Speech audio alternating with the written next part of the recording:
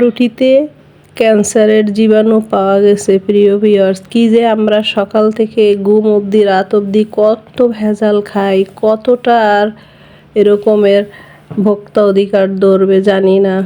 তো নিজ হাতে গাছ লাগিয়ে একটু টুকটাক যার যেই অবস্থানে আছেন যদি একটু খাওয়া যায়, বাচ্চাদের বয়স্ক মা বাবাদের মুখে একটু ফ্রেশ খাবার তুলে দেওয়া যায়, এই আর কি। কি বলবো প্রিয় ভিউয়ার্স, আসসালামু আলাইকুম। দেখুন আমি টপে কত সুন্দর কচুর শাক লাগিয়েছিলাম। আসলে এইটা গ্রাম থেকে লতি এনেছিলাম, সেই লতির গায়ে ছোট করে গজ বের হয়েছিল গাছের, সেইটা লাগিয়েছি প্রায় 3-4 মাস আগে। সেই লতির গছ থেকে এতটা সুন্দর কচুর শাক হয়েছে, খুব আনন্দ লাগতেছে। আনন্দের সহিত কেটে এটা চিংড়ি মাছ দিয়ে অল্প করে হোক প্লেটে, তবুও সলিড তো হলো। আজকে সারাদিনে হয়তো এইটাই আমার সলিড খাবার। তারপর ওই নিচে কুমড়ো গাছের পাতাটা তো এটা পরে হলে খাওয়া যাবে। প্রায় চেষ্টা করি এরকম একটু খেতে, ওই আর কি বলার, বলছি সব সময় তো পারি না।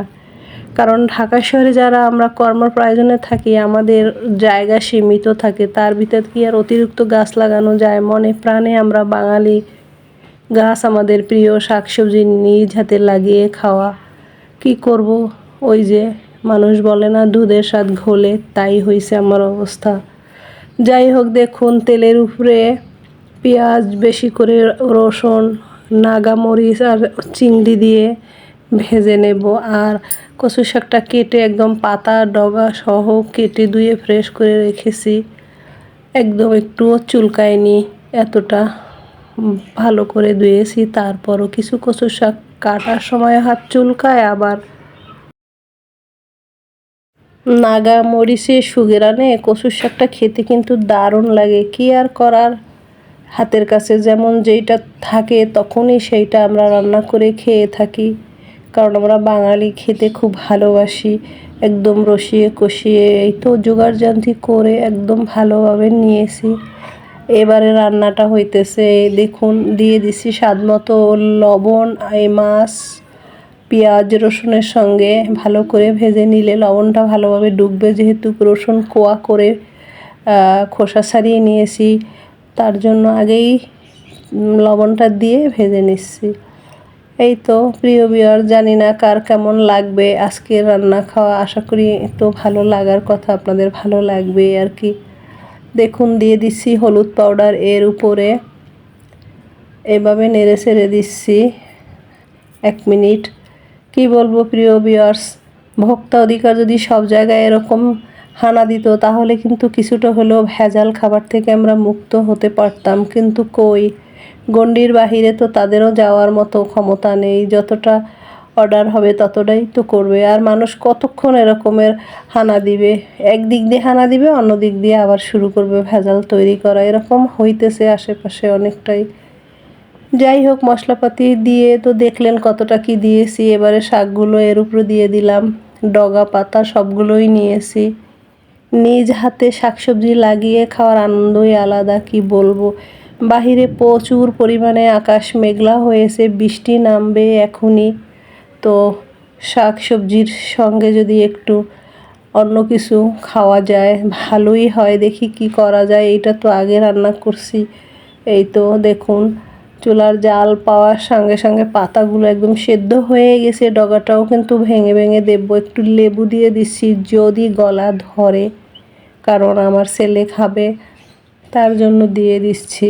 আর লেবু দিলে স্বাদটাও অনেক রকমের, স্বাদের তুলনা হয় না, স্বাদ বাড়িয়ে যায় লেবুতে রান্নায়। এই রকম ভয়জনক রান্না বান্না হলে, ভয়ানক রান্না, কচুতে অনেকের গলা ধরে যায়। আমার তো ধুয়ে নিয়েছি, হাত মোটেই চুলকায় নাই। এই দেখুন সেদ্ধ হয়ে কতটা কমে গেছে। এবারে এপিঠ ওপিঠ করে ভালো করে নেড়ে দিচ্ছি। এর মধ্যে দিয়ে দেব কিছু পেঁয়াজ বেরেস্তা, আমার করা ছিল তো চিন্তা করলাম এর ভিতরে দিয়ে দেই, ফ্লেভারটা ভালো আসবে, যেহেতু ঘিয়ে ভাজা পেঁয়াজ বেরেস্তা কচুর শাকে দিয়ে দিলে ফ্লেভারটা দারুণ আসবে। আকাশ ডাকছে আপন মনে, মেঘ করেছে আকাশে, এখনই নামবে বৃষ্টি। খুব ভালো ঝমঝমে বৃষ্টি হবে। তো দিয়ে দিছি অল্প কয়টা কাঁচামরিচ, কারণ নাগামরিচটা তো দিয়েছি, ওইটা সুগেরান অতটা ঝাল নেই। 2-3টা কাঁচামরিচ দিয়ে নেড়ে চেড়ে নামিয়ে নেব। গরম গরম ভাতের সঙ্গে খাওয়া যাবে আজকের কচুর শাক রান্না। আর কচুর শাক রান্না আপনারা সবাই কম বেশি জানেন, আমি আমার গাছ থেকে নিয়েছি শহরে বসে, এই আর কি। ছাদ নেই, বারান্দা বাগানে লাগিয়ে যেটুকু খাওয়া যায় এই আর কি। কোনো দিন কখনো ছাদ হলে তখন বাড়িটা থাকবে গাছে ভর্তি এই আর কি। ঢেকে দিলাম। ওই যে দেখুন কতটা মেঘ করেছে, মেঘ বৃষ্টির খেলা, এখনই নেমে যাবে বৃষ্টি। তো ভয় লাগে, রান্নাঘরের পাশে যদি এরকমের মেঘ বিদ্যুৎ চমকায় তাহলে কিন্তু ভয়ের ব্যাপার থাকে। ওই যে বিদ্যুৎ চমকানোর সময় গ্রিলগুলো তো লোহা জাতীয়গুলোতে পড়ে যায়, তখন বিপদ আসতে পারে। তা রান্নার সময় সাবধানেই থাকতে হয়, আমি না শুধু সবাই থাকবেন। হয়েও গেছে রান্নায়, দেখুন নেড়ে চেড়ে নামিয়ে নেব এখন। খুব দ্রুত হয়ে গেছে রান্নাটা, শাক সিদ্ধ হয়ে গেছে। কি জোরে একটা শব্দ করলো। তো এরকম চলতেছে আজকের দিনটা। আজ বুধবার এই আর কি।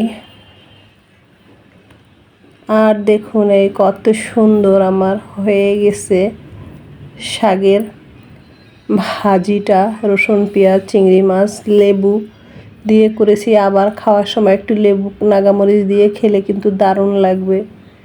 তো দুপুরের খাওয়া এই অবধি। ওই যে যেমন ভাবনা তেমন কাজ বলেছিলাম, আকাশ মেঘলা ঝমঝমে বৃষ্টি, রাত হয়েছে। তার জন্য রাতের বেলার জন্য গরুর গোশ আলু দিয়ে করেছি। এটা ছিল আমার কাছে মাখানো, এই জাস্ট বসিয়ে রান্না করে ফেললাম। এর সঙ্গে আবার একটা টক টক পাতা ছিল, সেটা দিয়ে একটা পেঁপের ভাজা করছি। এই দেখুন আজকের খাওয়া দাওয়া ইনশাল্লাহ জমে যাবে পরিবারের সবার। সকালের দুপুরের রান্না শাক ভাজা, আর রাতের জন্য এই তো ভাজি গোশ। খাওয়া দাওয়া সব রেডি করেছি, এবারে দাওয়াতও পড়ে গেছে, যেতে হবে।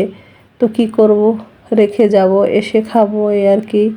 রাতের দাওয়াত যেতেই হবে, তো এটা আপনাদের সঙ্গে শেয়ার করলাম না, শুধু যাব এইটুকুই শেয়ার করলাম। আজকের রান্না খাওয়া ব্লগ আপনাদের কেমন লাগছে জানি না, ভালো লাগলে লাইক দিবেন, পাশে থাকবেন। কেমন, তো চলে যাই রেডি হয়ে। কেমন লাগছে আমাকে